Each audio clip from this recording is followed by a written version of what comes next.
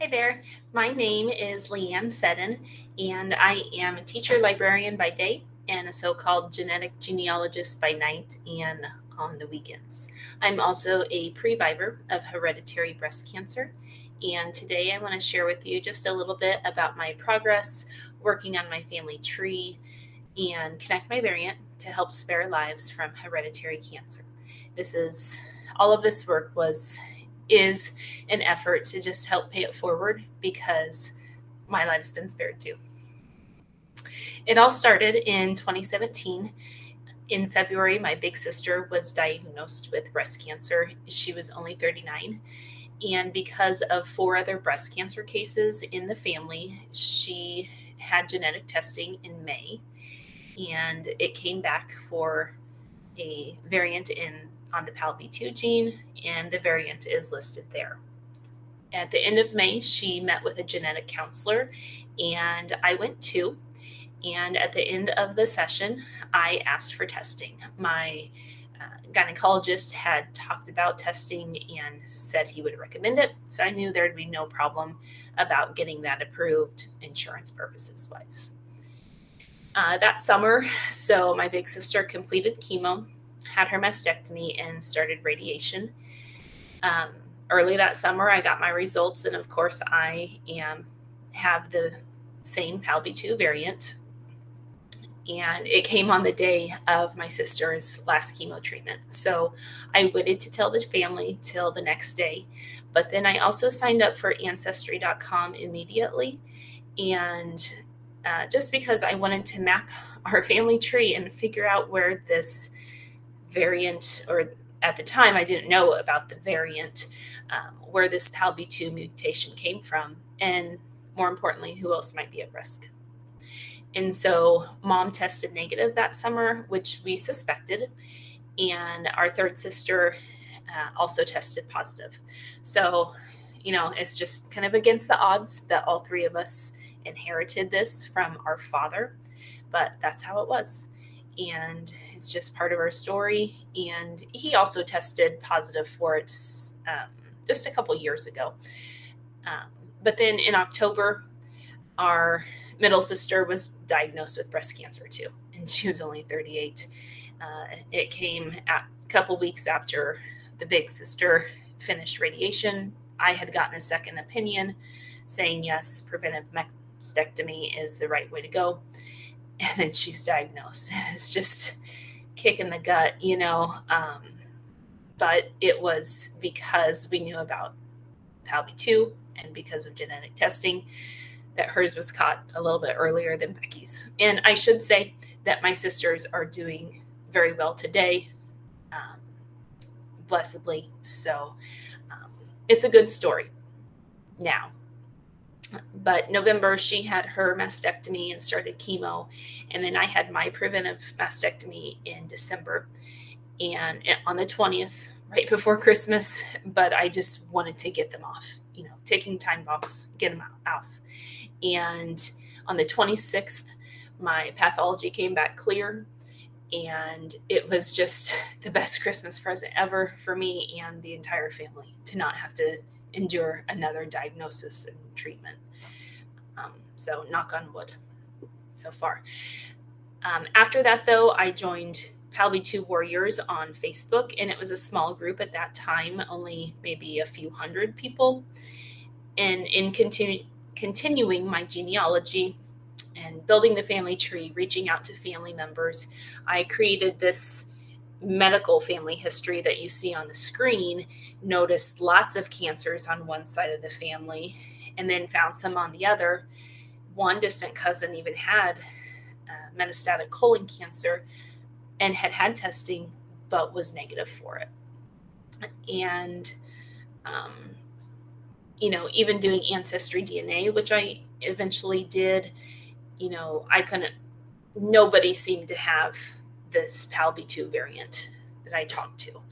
Anyways, in March of 2018, I came across my genetic test report, and I posted in the Facebook group asking if anyone else had the same variant.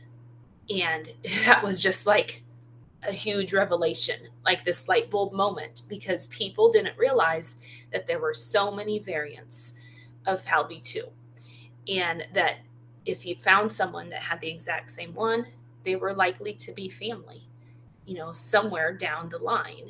And possibly you could find a common ancestor and then be able to forewarn the others who could be at risk. The first one I found was Nita, and she actually created a poll of variants in that group. And to this day, I'm an admin for the group. And in my weekly posts, I encourage new members to look at that poll, read about variants, and direct them to connect my variant, if they want to get help from the professionals. And that's what I do now. But back then, when I first posted, I hadn't known. It was not until the fall of 2019 when I was looking at my genetic test report in a little more detail and noticed those PMIDs with the other cases and looked into the studies. I emailed Mary Claire King's lab, or her, at University of Washington, and told her what I was interested in doing. And Dr. Schertz responded the very next day. And this was just like, ecstatic, because I found someone who had the same mission as me. And it was just the start of many emails and Zooms, informing and educating me about some genetics basics and how to better use Ancestry, MyHeritage, and other sites. Then the genealogist at BYU helped even more, kind of to verify the accuracy or inaccuracies in the family tree that I had built. And that was so helpful too. In this next slide that I show you, they helped create a document and found the living descendants of these people and contact information so we could reach out to them and forewarn them. So this shows that family. They are from Appalachia, and the first one that I touched base with was Margaret. And back then she didn't have breast cancer. Today she does. And I sure hope she's doing okay. She's 80-some years old and was diagnosed with breast cancer just last fall. But her family is enormous. It's riddled with cancer. Some have had cancer, but not the variant. I met one lady, connected with her, and she and her mom actually have a different PALB2 variant. I don't know of any cases of Fanconi anemia in their family, but that's known now. And I've added a dozen or so to this family since then, and hopefully we can reach out to more of them to help save their lives. But I think a lot of them already know about it.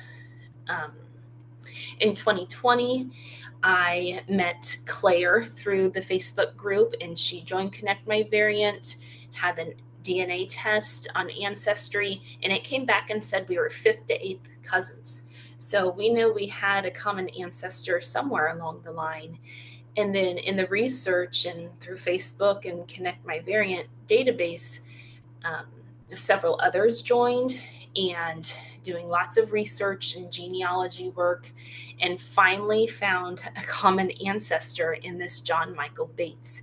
He was born in Baden-Württemberg, Germany in 1743, immigrated with his parents as a young boy, died in 1801.